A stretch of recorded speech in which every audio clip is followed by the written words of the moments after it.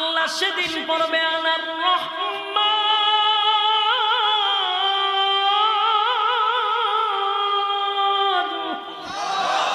আমি হলাম রহমান।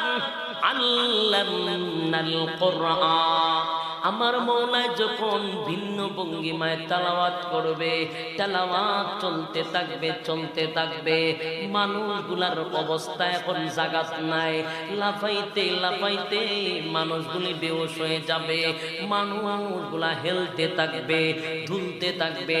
1000, 1 লক্ষ, 10 লক্ষ, 20 বছর নয়, লক্ষ লক্ষ লক্ষ বছর চলে গেছে, মানুষের খবর নাই গো। তেলাওয়াত যখন রব্বে কারীমের শুরু হয়ে যাবে, খবর নাই খবর নাই।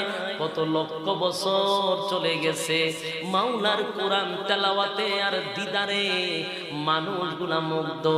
এবার জান্নাত থেকে টুকি নাচবে, টুকা আসবে, দেখবেন বক্তারে মাঝে মধ্যে স্লিপ দেয়, আপনার বক্তব্য সংক্ষিপ্ত করেন বলে। আল্লাহ সেদিন মাহফিল করবে, সভাপতিও রাখবে, প্রধান বক্তাও রাখবে, বিশেষ বক্তাও রাখবে। এবার আল্লাহ সেদিন বিশেষ বক্তা দাওয়াত দিবে।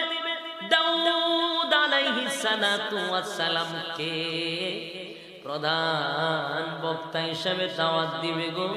তিনি হলেন দুনিয়াতেও প্রধান, নবীদের নবী, আখিরি নবী, সাইয়্যিদুল মুরসালিন, খাতামুন নবিয়্যিন, রাহমাতুল আলাম নবী মুহাম্মদুর রাসূলুল্লাহ সাল্লাল্লাহু আলাইহি ওয়াসাল্লাম।